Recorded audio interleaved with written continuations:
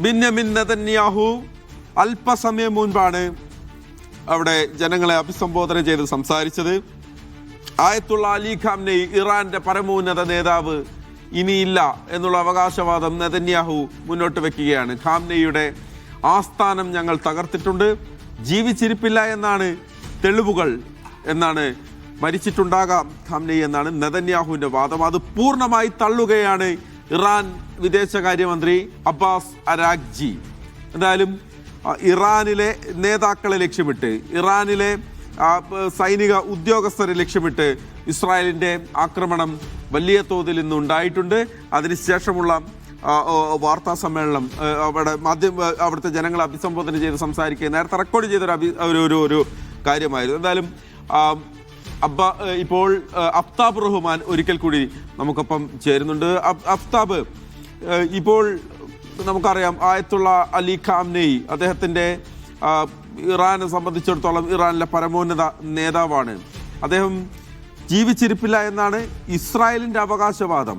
അതല്ല, അദ്ദേഹം ജീവനോടെയുണ്ട്, സുരക്ഷിതനാണ്, പ്രസിഡന്റും സുരക്ഷിതനാണ്, ഞങ്ങളുടെ പ്രസിഡന്റും സുരക്ഷിതനാണ് എന്ന് ഇറാന് വളരെ കോൺഫിഡൻസോടുകൂടി പറയുന്നുണ്ട്.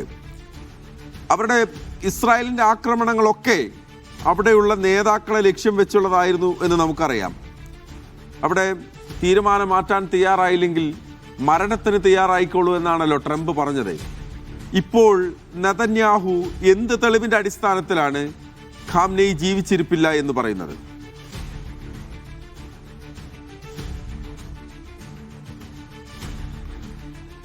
മഹേഷ്, ഇപ്പോൾ വരുന്ന റിപ്പോർട്ടുകൾ പ്രകാരം വാഷിംഗ്ടൺ പോസ്റ്റിനോട് US ഉദ്യോഗസ്ഥർ വൈറ്റ് ഹൗസ് സ്ഥിരീകരിക്കുന്ന വളരെ പ്രധാനപ്പെട്ട കാര്യം 4 സൈനിക കമാൻഡർമാരെ, ഇറാന്റെ സൈനിക കമാൻഡർമാരെ വധിച്ചിട്ടുണ്ട് എന്നുള്ളൊരു സ്ഥിരീകരണം US നൽകുന്നുണ്ട്.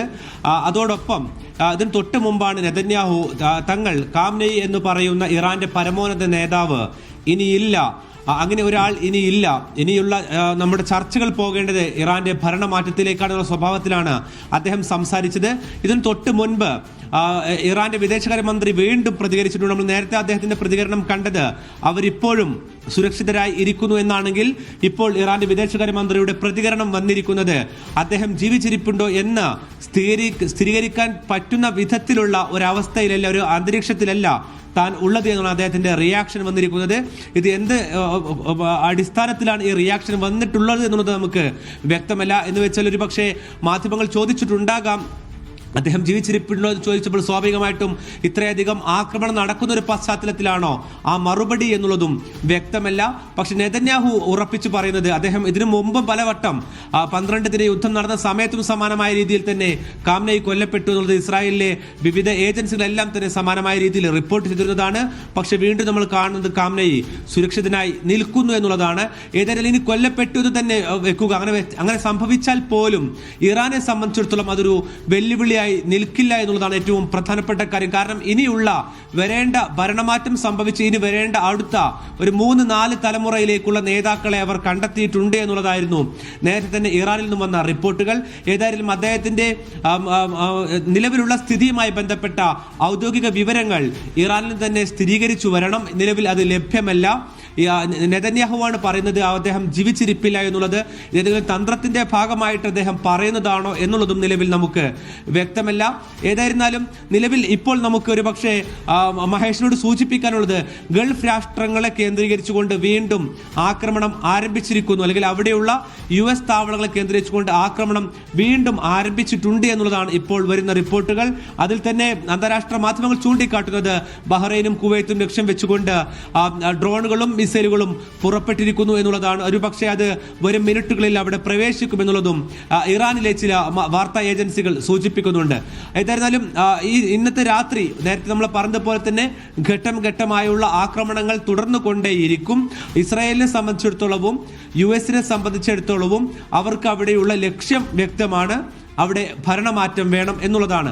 ഏതായാലും അതിലേക്ക് എത്തുന്നത് വരെ ഇത് നീണ്ടു പോകുമെന്നാണ് നമ്മൾ പ്രതീക്ഷിക്കുന്നത്. മഹേഷ്, ഓക്കെ, അഫ്താബ് റഹ്മാൻ വളരെ കൃത്യമായ വിവരങ്ങൾ, ഏറ്റവും പുതിയ വിവരങ്ങൾ നൽകിക്കൊണ്ടിരിക്കുകയാണ്. എന്തായാലും ഇപ്പോൾ ഇറാന്റെ പരമോന്നത നേതാവ് ആയത്തുള്ള അലി ഖാംനെയി കൊല്ലപ്പെട്ടു എന്ന് ഈ ഇസ്രായേലിൻ്റെ അവകാശവാദം നെതന്യാഹുവിൻ്റെ അവകാശവാദം, അതുമായി ബന്ധപ്പെട്ടുള്ള കാര്യം. പക്ഷേ അതിലൊരു ചെറിയ പോയിന്റ് ഉള്ളത്, നേരത്തെ അബ്ബാസ് അരാഗ്ചി പറഞ്ഞത് അദ്ദേഹം സുരക്ഷിതനാണ് എന്ന് പറഞ്ഞു.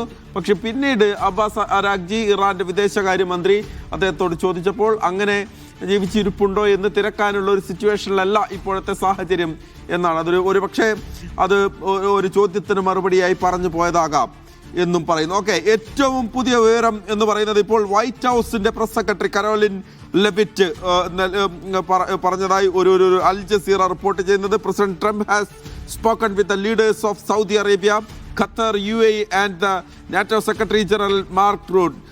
She wrote in a social media post. Okay, അതായത് American president Donald Trump Saudi അറേബ്യയിലെയും ഖത്തറിലെയും UAEയിലെയും നേതാക്കളുമായി സംസാരിച്ചിരിക്കുന്നു, കമ്മ്യൂണിക്കേറ്റ് ചെയ്തിരിക്കുന്നു കാര്യങ്ങൾ. ഒപ്പം തന്നെ നാറ്റോ സെക്രട്ടറി ജനറൽ മാർക്ക് റൂട്ടയുമായും സംസാരിച്ചിരിക്കുന്നു.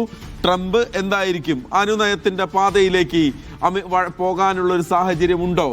സ്വാഭാവികമായി ഗൾഫ് രാജ്യങ്ങൾ അമേരിക്കയോട് സംസാരിക്കുമ്പോൾ നിലവിലുള്ള സാഹചര്യം മാറ്റി നിർത്തിയ ശേഷം ചർച്ചയ്ക്ക് ഒരുങ്ങണമെന്നായിരിക്കും പറഞ്ഞിട്ടുണ്ടാവുക. അത് കേൾക്കാൻ ട്രംപ് അതിനോട് എന്തായിരിക്കും പ്രതികരിച്ചിട്ടുണ്ടാവുക?